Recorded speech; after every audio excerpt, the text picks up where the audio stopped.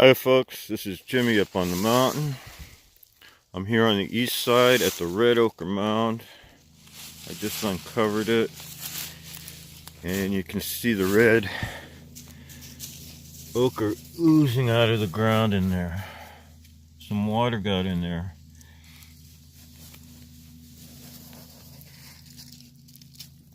It's a thick layer. It's several inches thick, the layer itself.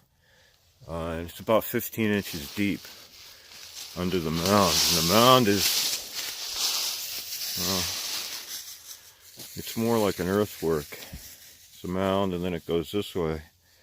And there's a smaller mound here. It's connected. There's a trench behind it. Big standing stone there. Another one behind it. A wall up there. And these face the east. So they watch the sunrise. And I believe there's, well, I don't know what's in them. I found a few real nice carvings of mammoth in the red ocher layer. White quartz carved mammoths, and they were stained in red ocher. They were all red. You can see some of the stones that came out of the hole there. My dog started the hole. That's how I found it. I wasn't looking for it. Here's a blue quartz and white quartz.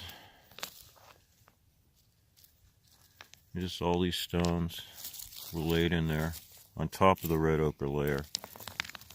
And then the ones in the red ocher layer were all stained red. And there were some nice carvings, and this is just a small hole. And this stone here has a petroglyph on it.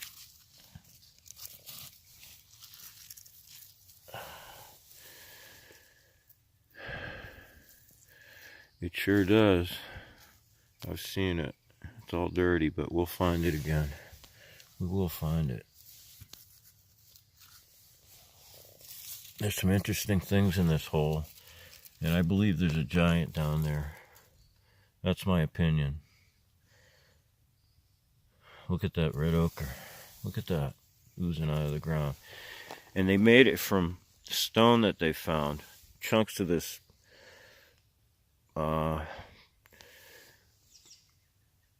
stone that you find here, that if you crush up it becomes that. It's like an iron oxide. I don't see any right here. There's usually pieces of it around, but there's large chunks of it built into the wall up there, right into the wall. And they did use it for red ocher, and I'm sure they painted lots of the things they made with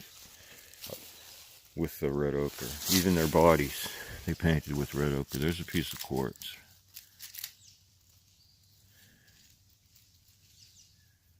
Look at that.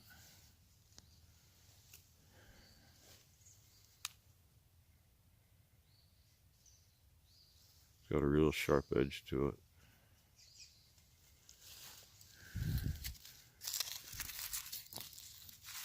Stone's falling apart.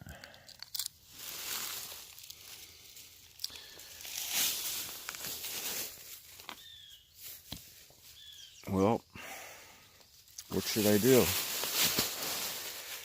How do I approach this?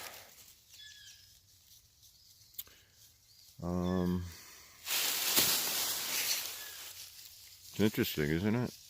There may be more mounds around here. It's hard to tell. I haven't found any. There may be chambers under the ground back here. I haven't found them yet, if there are any. But this is the top of the hill where you see, if the trees weren't there, you'd see the horizon, the east side. So every morning this mound, this red ocher mound with mammoth in it, mammoth carvings, watches the sunrise. And it would drain dry up on this hill. I'm sure it wouldn't be wet under there. I don't think. It's a big heap of dirt. And it comes up here, around here, down to this mound. And there's a trench behind it. And you can see the wall up there in the western horizon, and the other standing stone there, and the quarry there. And there's several quarries back there on these outcrops, all quartz outcrops. Well, there we are, folks. I thought I'd show you a little bit of the red ochre mound because I'm going to be paying a lot of attention to it. Now that there's no snow. There was 3 feet of snow here 2 weeks ago. 3 feet 2 weeks ago.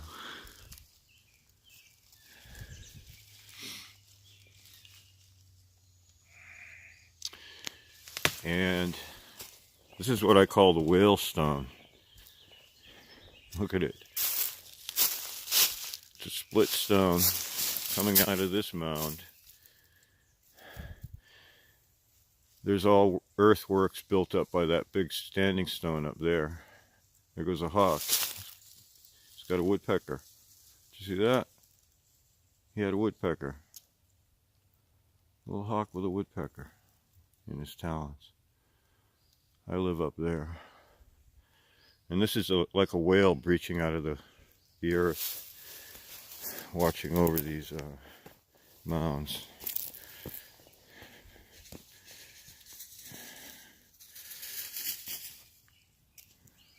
This is Jimmy up here in Vermont on the mountain, and we're going to look at the red ochre mounds. Thanks for watching.